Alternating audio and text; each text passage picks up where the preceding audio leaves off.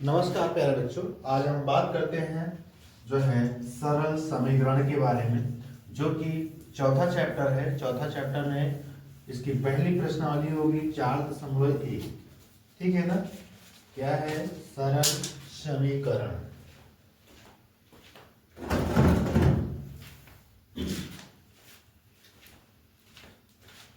सरल समीकरण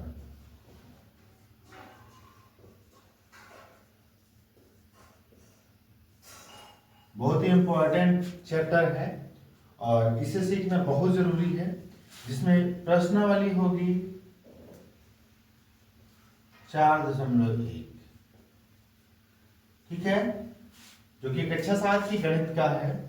कक्षा 7 की गणित है। ठीक है ना। बात करते हैं, पहला प्रश्न यहाँ पर क्या है। पहला प्रश्न कह रहा है निम्नलिखित सारणी के स्तंभ को पूरा कीजिए। एक सारणी दी गई है और इस सारणी को कह रहा है पूरा कीजिए। यहाँ पर क्रम संख्या है। क्या है? क्रम संख्या। अगला दिया है समीकरण। समीकरण है अगले में। फिर अगले में क्या है? चर का मान। क्या है? चर का मान। और अगले वाले में क्या दिया है? बताइए कि समीकरण संतुष्ट होती है या नहीं। अगला है बताइए कि समीकरण संतुष्ट होती है या नहीं। ठीक है ना। इस तरीके का ये एक चार्ट है। ठीक, इसमें एक क्रम संख्या दिया गया है। पहला है, पहला क्या है? x प्लस 3 समीकरण है यहाँ पर, और इसमें दे रहा है x बराबर 3। और अगले में कह रहा है कि यहाँ पर बराबर 0 है। तो अगर यहाँ पर देखो x प्लस 3 बराबर 0, तो क्या x की जो वैल्यू है 3 पर हम रखेंगे तो क्या x पर क्या 0 आएगा? नहीं आएगा। तो यहाँ बताइए कि समीकरण संतुष्ट होती है नहीं, तो नहीं होती है। कैसे? क्योंकि अगर 3 प्लस 3 बराबर करेंगे तो 0 होता है। क्या? नहीं होता है। 3 प्लस 3 बराबर क्या होता है? 6 हो जाएगा। क्योंकि यहाँ लिख दो, क्योंकि x बराबर 3, इसलिए यहाँ ऐसे लिख दो, क्योंकि x बराबर 3 इसलिए x प्लस 3 बराबर 0 या 3 प्लस 3 बराबर 6। ठीक है ना। x की वैल्यू क्या है? 3 है कि नहीं है? तो 3 प्लस 3 6 हो जाएगा। तो 6 क्या इसके बराबर है? नहीं है बराबर। तो वहां सॉल्व करके मैंने दिखा दिया। लिखना यही है कि संतुष्ट नहीं है। इसी तरीके से दूसरा कह रहा है कि x प्लस 3 बराबर 0। दूसरे में है x प्लस 3 बराबर 0 और x बराबर -3। ठीक है ना। अगर इसमें देखेंगे तो हाँ संतुष्ट है, लिख देना है हाँ संतुष्ट है, या हाँ लिखो या संतुष्ट है लिखो, दोनों बात एक हुई। और कैसे? देखो, क्योंकि यहाँ पर क्या है? x प्लस 3 बराबर 0 है, लेकिन x की वैल्यू क्या है? -3 प्लस 3 बराबर क्या आ जाएगा? 0। तो इसको सॉल्व करो तो 0 बराबर 0 ही तो आएगा, इसलिए क्या है? संतुष्ट है। लेकिन यहाँ पर x की वैल्यू 3 थी और 3 रखने पर यहाँ 6 आ गया, इसलिए संतुष्ट नहीं है। यहाँ पर यहाँ लिख सकते हो नहीं है संतुष्ट ना। दूसरा हो गया। तीसरा देखो, x प्लस 3 बराबर 0, ये तीसरा था। दूसरा करके देखता हूं। कह रहा है कि x प्लस 3 बराबर 0 और x बराबर 0 कह रहा है इसमें, तो क्या संतुष्ट होगा? नहीं होगा। नहीं, क्योंकि देखो x प्लस 3 बराबर क्या है? 0 है। x बराबर 0, 3 बराबर प्लस 0, क्या 3 बराबर 0 आ गया ना? इसका मतलब संतुष्ट है? नहीं है। यहाँ पर इसको नॉट इक्वल टू भी 0 लिख सकते हो, जैसे यहाँ पर भी नॉट इक्वल टू 0 लिख सकते हो, है ना? और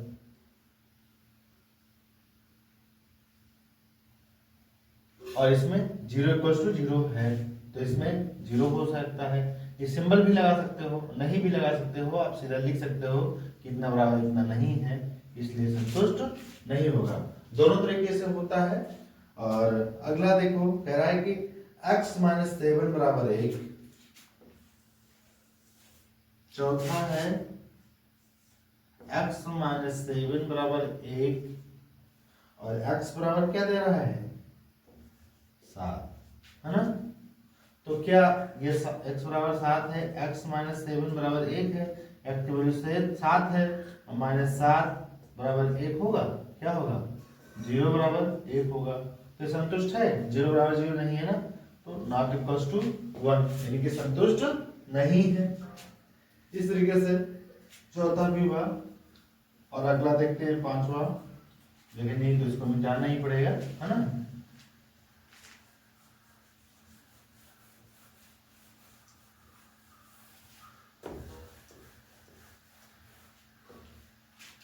पांचवा देखो क्या कह रहा है। पांचवा कह रहा है कि 5x बराबर 25, ठीक है ना?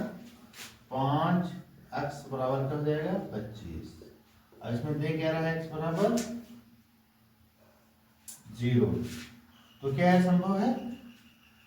5x बराबर 25 और x की वैल्यू 0 है बराबर 25, यानी कि 0 बराबर 25, क्या संतुष्ट है? नहीं संतुष्ट है, तो नहीं लिख देना है कि संतुष्ट नहीं है, क्योंकि 0 और 25 होगा नहीं होगा, करेक्ट। इसी तरीके से अगला है 5x बराबर 25। छठवा है 5x बराबर 25, x बराबर क्या? 5। तो देख लो 5x बराबर 25, तो 5 गुणे 5 हो जाएगा, x की वैल्यू 25, यानी कि 25 बराबर 25 हो रहा है, तो क्या है? हाँ, संतुष्ट है, ठीक है ना? इस तरीके से सातवां देख लो। सातवां कह रहा है कि 5x बराबर 25, छठा हो गया, सातवां देख लो। m/3, 5x बराबर 25, यानी कि 5x बराबर 25, x बराबर माइनस 5, 5x बराबर 25 और x बराबर माइनस 5। तो देखो 5x बराबर 25 तो है ही है, और 5 गुणे माइनस 5 बराबर 25, तो माइनस 25 बराबर 25 होगा? नहीं होगा। क्या लिख दो? संतुष्ट नहीं है, क्योंकि माइनस 25 बराबर 25 होता ही नहीं है, 25 बराबर 25 होता है। इस तरीके से आठवां देखो, इसका नंबर में थोड़ा सा इधर उधर हो जाएगा तो कोई इशू नहीं है। कह रहा कि 5x बराबर 25 तो हो गया, m/3 बराबर 2, m/3 बराबर 2, ठीक है ना? m/3 बराबर 2 है, और इसको कह रहा है कि m बराबर 0। क्या कह रहे हैं? m बराबर 0, तो m/3 बराबर 2 हो गया, m की जगह 0 3 क्या बराबर है? 0/3 बराबर 2 नहीं बराबर है, तो नॉट इक्वल टू, तो यहाँ नहीं लिख देना है, ठीक? संतुष्ट नहीं है। इस तरीके से अगला देखो, m/3 बराबर 2 और m बराबर 0 हो गया था। फिर अगला है m/3 बराबर 2 और m बराबर -6 करते हैं, और आगे बताओ।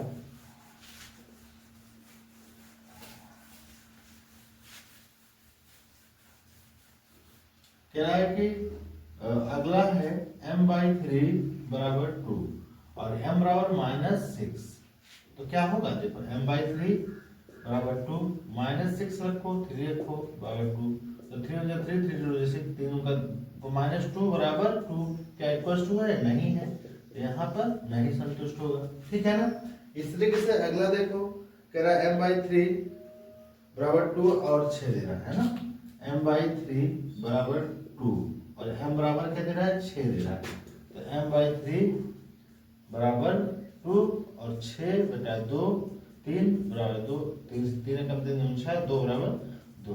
हाँ ये बराबर है तो ये हाँ लिख दो, संतुष्ट है। इस तरीके से ये पहला प्रश्न हुआ। इसके बाद अगला प्रश्न करते हैं। ये प्रश्न समझ में जरूर आया होगा और नहीं समझ में आया होगा तो कमेंट करके जरूर पूछे दोस्तों। और बहुत ही अच्छा सवाल था और समझने वाली बात थी, इसमें समझ पाए होंगे तो अच्छा है। इसी आधार पर अगला प्रश्न है। अगला प्रश्न बताता हूँ क्या है। अगला प्रश्न कह रहा है कि जांच कीजिए कि कोष्ठकों में दिए हुए मान दिए गए संगत समीकरणों को के हल हैं या नहीं। तो चलिए तो सवाल लिख दें, जांच कीजिए कि कोष्ठकों में दिए, दूसरा है जांच कीजिए कि कोष्ठकों में दिए गए मान, ये जो है ना दिए गए मान दिए गए संगत समीकरणों के हल हैं, दिए गए संगत समीकरणों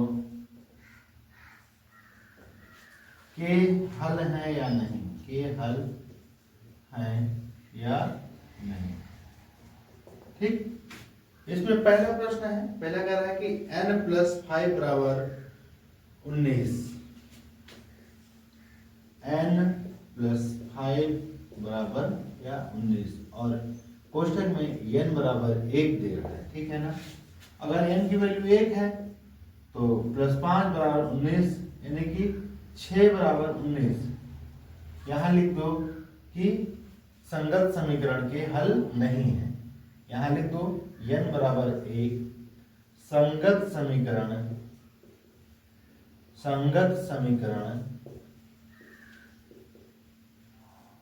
के हल नहीं है, क्योंकि संतुष्ट नहीं कर रहा है ना। अगर n बराबर 1 रखे तो 19 बराबर 19 आना चाहिए, लेकिन 19 बराबर 19 नहीं आ रहा है, 6 बराबर 19 आ रहा है ना। इस तरीके से दूसरा कह रहा है कि 7n+5, दूसरा कह रहा है 7n+5 बराबर क्या आ जाएगा 19 और कोष्ठक में n बराबर कितना दे रहा है, -2 दे रहा है, -2। तो 7 गुणे -2 + 5 बराबर 19 आएगा। 7 दूनी 14, माइनस में 14 हो जाएगा और +5 बराबर 19। अगर इसको घटाएंगे तो -5 में तो 9 5 9 बराबर 19 आ रहा।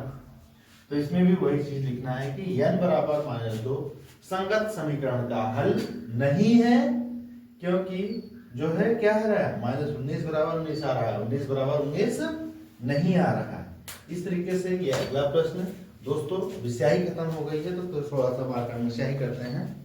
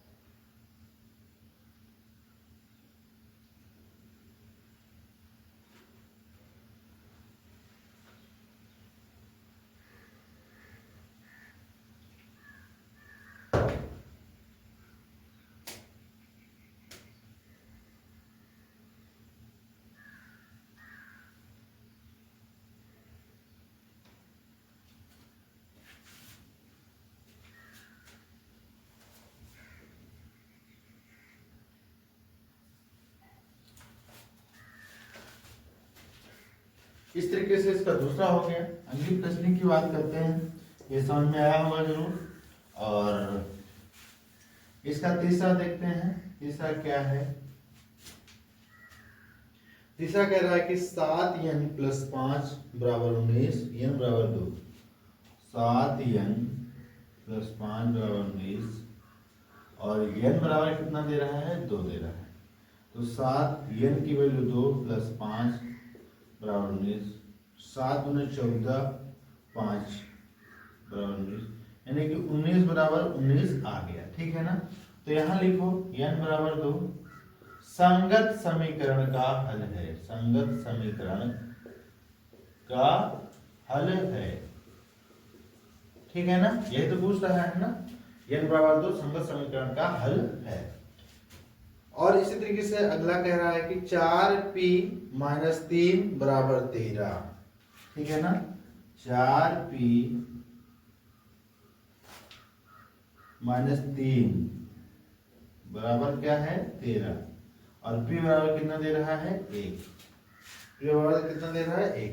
तो देखो p की वैल्यू 1 दे रहा है, तो 4 गुणे 1 माइनस 3 बराबर 13, यानी कि 4 माइनस 3 बराबर 13, यानी कि 1 बराबर 13। तो यहाँ पर लिखना है संगत समीकरण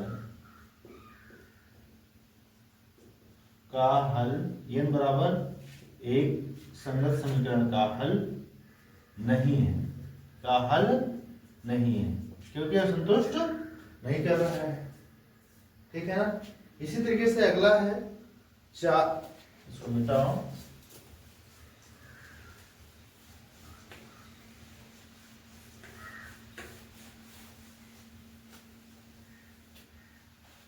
अगला प्रश्न है 4p माइनस 3 बराबर 13। 4p माइनस 3 बराबर 13, इसमें p बराबर कह रहा है -3।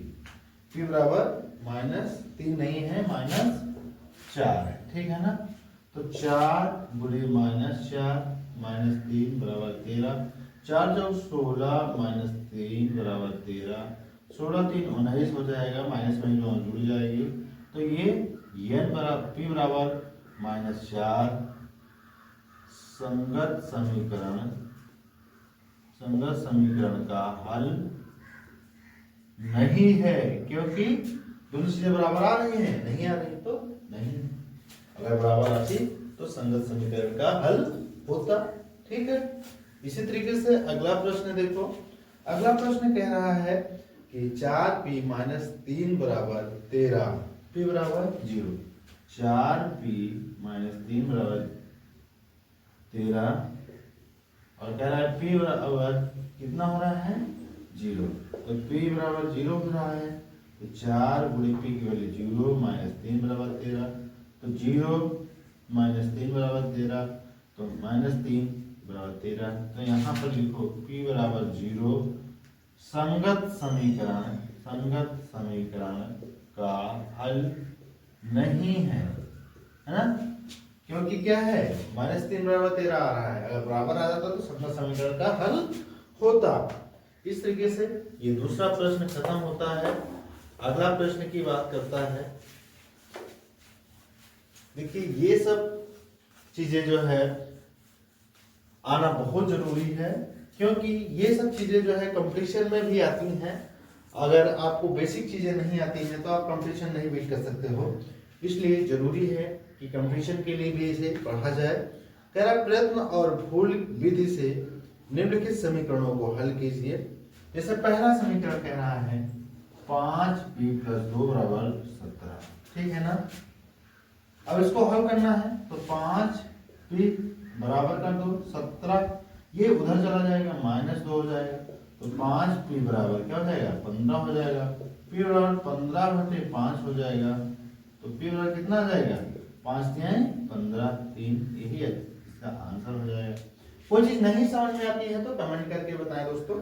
इस तरीके से अगला समीकरण है 3m - 14 बराबर 4। 3m - 14 बराबर क्या हो जाएगा? 4 हो जाएगा। तो 3m बराबर 4, ये बराबर कुछ पर जाएगा, प्लस में आ जाएगा, 15 और 14 हो जाएगा। ठीक है ना? और 3m बराबर क्या हुआ? 14 4 18 हो जाएगा। फिर m बराबर क्या हो जाएगा? 18, इधर गुणे में तो इधर भाग में जाएगा, तो तो 3 एकम 3 6 18, तो m बराबर क्या हो जाएगा 6। यही आंसर हो जाएगा आपका, ठीक है ना। ये रहा सवाल। इसी तरीके से अगला सवाल कह रहा है निम्नलिखित कथनों के लिए समीकरण दीजिए, ठीक है ना। अगला देखिए,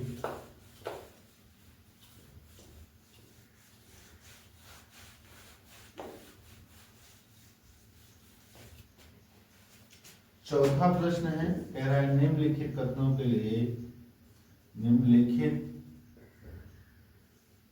कथनों के लिए समीकरण दीजिए, ठीक है ना। समीकरण दीजिए। तो इसमें पहला क्या है, संख्याओं x और 4 का योग 9 है। संख्याओं x और 4 का योग 9 है, ठीक है ना। तो x और 4 का योग कर दो बराबर 9, यही क्या हो जाएगा, समीकरण हो जाएगा। यही तो बनाने के लिए कह रहा है, ठीक। इसी तरीके से इसका दूसरा देखो, दूसरा क्या कह रहा है कि y में से 4 घटाने पर 8 प्राप्त होते हैं। y में से 4 घटाने पर 8 प्राप्त होते हैं ना। तो y में से 4 घटा दो बराबर क्या प्राप्त हो जाएगा 8, यही समीकरण हो जाएगा। a का 10 गुना 70 है। तीसरा कह रहा है कि a का 10 गुना क्या है 70 है, ठीक है ना। तो 1 गुणे 10 बराबर क्या हो जाएगा 70 हो जाएगा, यही समीकरण प्राप्त हो जाएगा। चीजें समझ में आ जरूर रही होंगी, नहीं समझ में आ रही हो तो कमेंट करके दोस्तों बताएं, और वीडियो अच्छी लग रही हो तो लाइक जरूर करें दोस्तों, और अपने यार मित्रों के पास भेजें जरूर, और चैनल को जरूर सब्सक्राइब करें दोस्तों। ये जो है आपसे मेरी निवेदन है, या आपका एक छोटा सा सपोर्ट मुझे चाहिए जो है दोस्तों। इस तरीके से अगला प्रश्न कह रहा है कि संख्या b को 5 से भाग देने पर 6 प्राप्त होते हैं, है ना। संख्या b को 5 से भाग देने पर 6 प्राप्त होता है, ठीक है ना। तो संख्या b है, 5 से भाग दे दो तो क्या प्राप्त होगा 6 प्राप्त होगा, यही आपका समीकरण हो जाएगा। कौन सा नंबर था ये चौथा नंबर था। पांचवा नंबर देखते हैं, ये चौथा नंबर था, पांचवा नंबर देखते हैं। पांचवा नंबर कह रहा है कि t का 3/4, t का 3/4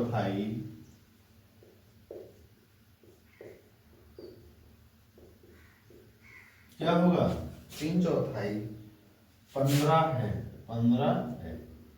तो t का मतलब गुणा 3/4 मतलब 3/4 क्या है 15 है, बस हो गया।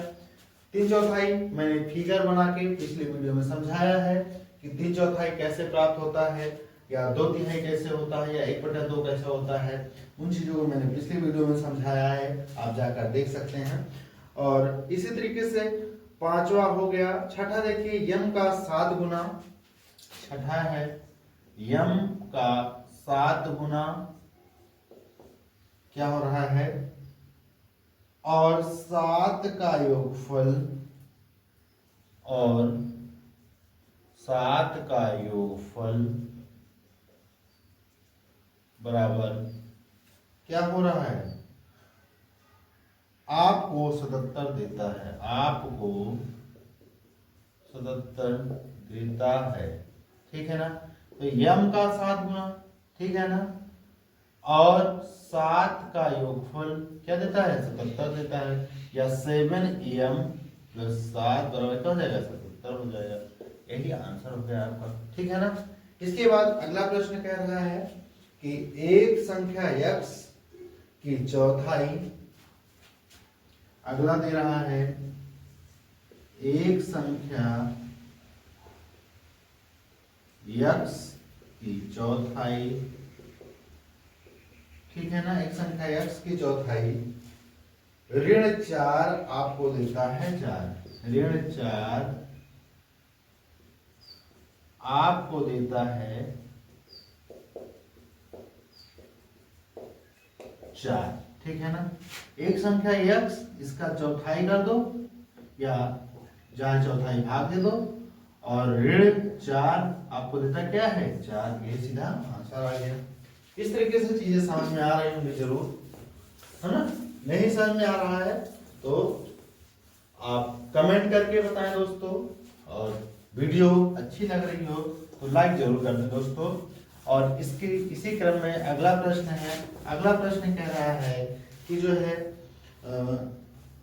यदि आप y के 6 गुने में से, यदि आप y के 6 गुने में से 6 घटाएं तो आपको 60 प्राप्त होगा, ठीक है ना। यही कह रहा है। तो देखो y की 6 गुना कर दो, यानी कि 6 गुणे y, और माइनस 6 घटा दो, बराबर क्या प्राप्त होता है 60 प्राप्त होता है, यानी कि 6y माइनस 6 बराबर 7। यही आपका क्या बन जाता है समीकरण बन जाता है, ठीक है ना। इसी तरीके से अगला कह रहा है कि आप z के 1/3 में, आप z के 1/3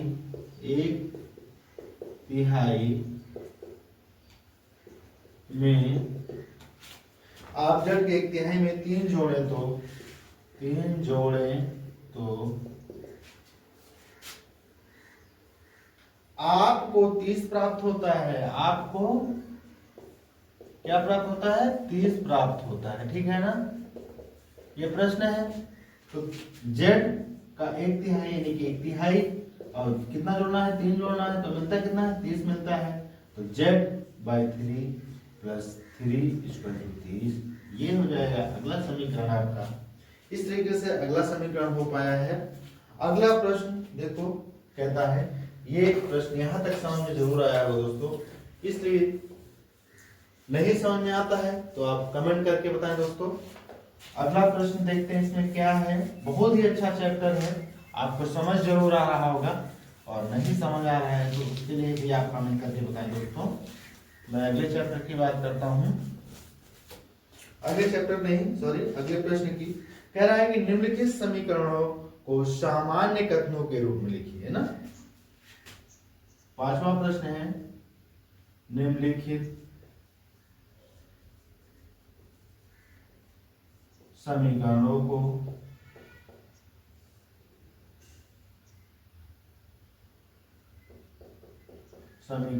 को सामान्य कथन के रूप में लिखिए, है ना। यही कह रहा है ना। तो देखो क्या है, p + 4 = 15। पहला है p + 4 बराबर क्या है 15, ठीक है ना। सामान्य कथन के रूप में लिखे, है ना। तो इसमें क्या है, यहां लिख देना है कि p में 5 को जोड़ने पर 15 प्राप्त होता है, ठीक है ना। बस यही करना है।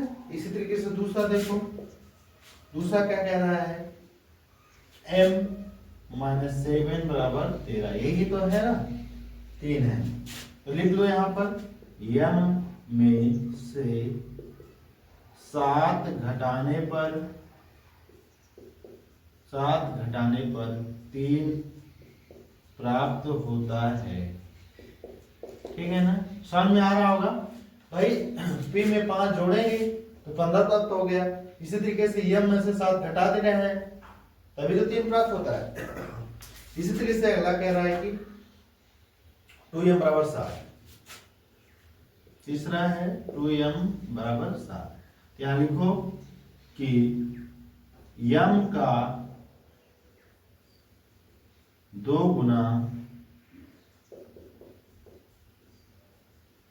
करने पर 7 प्राप्त होता है। 7 प्राप्त होता है। ये हो गया, समझ में आ रहा होगा। इसी तरीके से अगला प्रश्न देखो, इसमें क्या क्या कह रहा है। अगला समझ में जरूर आ रहा होगा, और नहीं समझ में आ रहा है तो जरूर कमेंट करके बताएं दोस्तों। और वीडियो अच्छी लग रही है तो लाइक जरूर कर दें, और अपने सगे संबंधी अपने यार मित्रों को जरूर भेजें, जिससे कि उन सभी को भी ये चीजें आए। और कह रहा है कि m/5 बराबर 3। चौथा है m/5 बराबर 3। तो यहाँ लिखना है कि जिसको 2 तरीके से लिख सकते हैं, 3 तरीके से लिख सकते हैं, कई तरीके से लिख सकते हैं। सबसे सरल तरीका यह है कि यम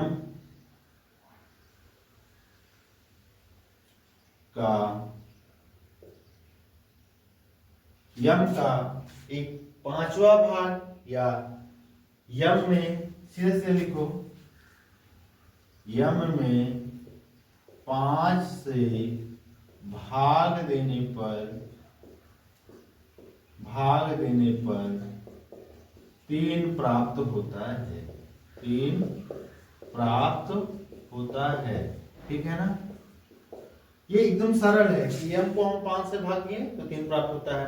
या इसी को हम लिख सकते हैं, m का 1/5 करने पर जो है क्या प्राप्त होता है, 5 प्राप्त होता, 3 प्राप्त होता है। m का 1/5, या ऐसे लिख सकते हो ना भाई, m गुणे 1/5 लिख सकते हो। नहीं तो m का 1/5 करने पर क्या प्राप्त होता है, 3 प्राप्त होता है। तो कई तरीके से लिख सकते हैं। इस तरीके से इसका 5वां नंबर देखो, 5वां कह रहा है कि 3m/5 बराबर 6। 3m/5 बराबर 6। तो इसको कैसे लिख सकते हो, यहां लिखो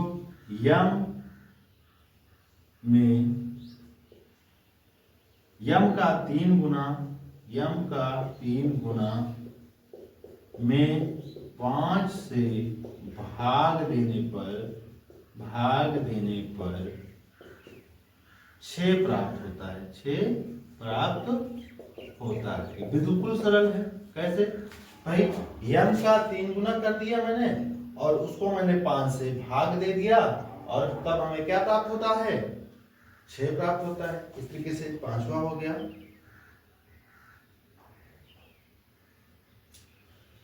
अगला देखो, अगला कह रहा है कि 3p + 4 बराबर 25। अगला कह रहा है